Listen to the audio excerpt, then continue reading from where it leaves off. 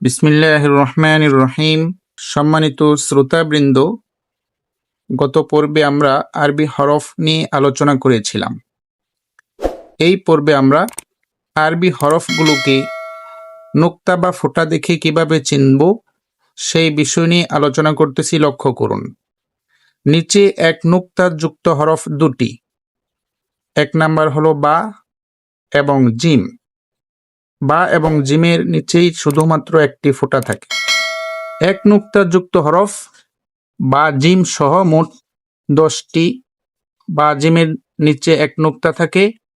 এরপর খ, জাল, জা, দদ, জ, গইন, ফা, নুন। এই হলো মোট 10টি অক্ষর। এগুলোর উপরে বা নিচে একটি করে ফোঁটা রয়েছে। 3 নুক্তা যুক্ত হরফ দুটি। প্রথমটির নাম হলো সা, দ্বিতীয়টির নাম হলো শিন। 3 নুক্তা থাকলে সা হবে অথবা শিন হবে। 2 নুক্তা যুক্ত হরফ 3টি। প্রথমটি হলো তা, উপরে 2 নুক্তা আছে। কফ, উপরে 2 নুক্তা রয়েছে। ইয়া, নিচে 2টি নুক্তা রয়েছে। তাহলে 2 নুক্তা যুক্ত হরফ 2 ভাগে বিভক্ত। উপরে 2 নুক্তা থাকবে এমন হরফ দুটি। প্রথমটি হলো তা, এরপরেরটি হলো কফ। আর নিচে যদি 2 নুক্তা থাকে তখন সেটা অবশ্যই ইয়া ছাড়া অন্য কোনো অক্ষর হবে না। আর নুক্তা ছাড়া হরফ মোট 14টি।